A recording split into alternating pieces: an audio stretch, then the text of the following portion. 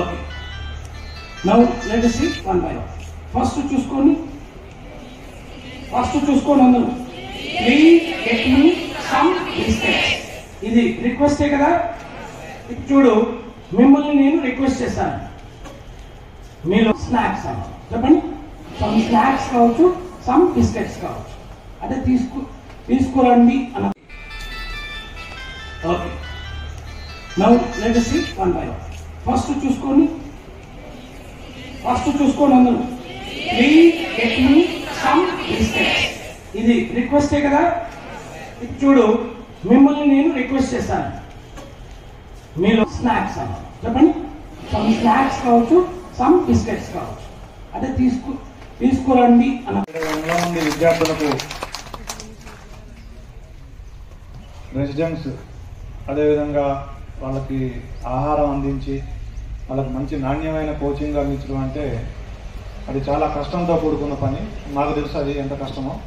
So అంత కష్టాన్ని ఆయన వచ్చి మీ అందరూ కూడా, అంటే నా ప్రాంతంలో ఉండే విద్యార్థులందరూ కూడా చక్కగా ఉద్యోగాల్లో సెటిల్ కావాలి అనే ఆశయంతో, ఆయన సదుద్దేశంతో ఆయన స్టార్ట్ చేసినారు.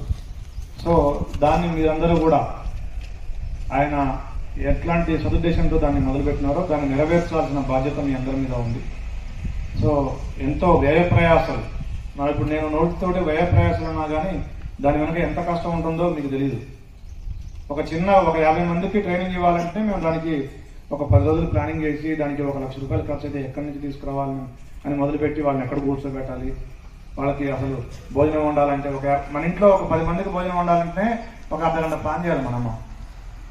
అట్లాంటిది ఒక 700 మందికి భోజనం అందించి మీ అందరికీ వసతి కల్పించి మీ అందరికీ మంచి నాణ్యమైనటువంటి కోచింగ్ అందించాలంటే ఎంత కష్టం అంటే దానికి డబ్బులు, ఎంతో ప్రయాస, ఎంతో టీం వర్క్, ఇవన్నీ అవసరం. దాన్ని మీరందరూ కూడా ఖచ్చితంగా నెరవేర్చాలని నా యొక్క కోరిక.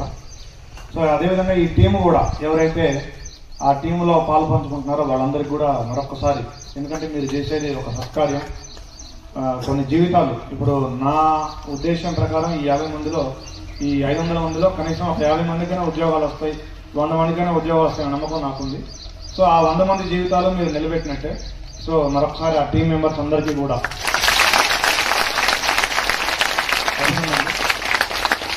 So if you think positively, if you believe strongly, the entire nature will conspire to make you successful. నువ్వు నిజంగా దాన్ని బలంగా నమ్మి ఒక విషయాన్ని నేను ఖచ్చితంగా సబ్ ఇన్స్పెక్టర్ అవుతాను అని నమ్మి నువ్వు కానీ కృషి చేస్తే నీకున్న పరిస్థితులన్నీ దానికి తగ్గట్టుగా మలుచుకుంటూ వచ్చేస్తాయి. So that is the power of positive attitude. So be positive. ఎప్పుడు కూడా మీరు నెగిటివ్ యాటిట్యూడ్ని మీరు మీ దగ్గరికి రాని.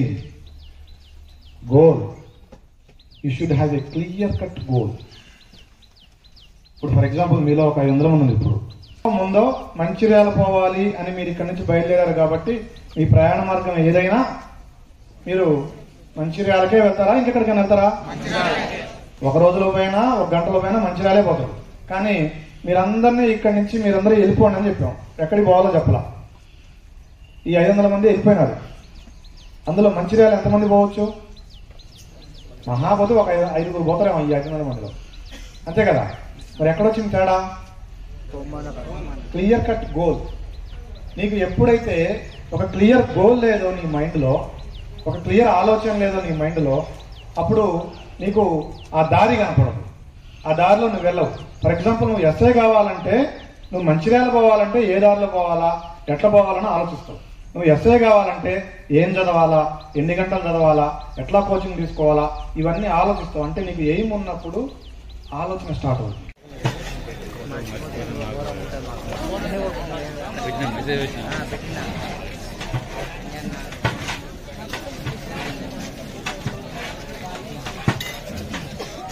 Daily morning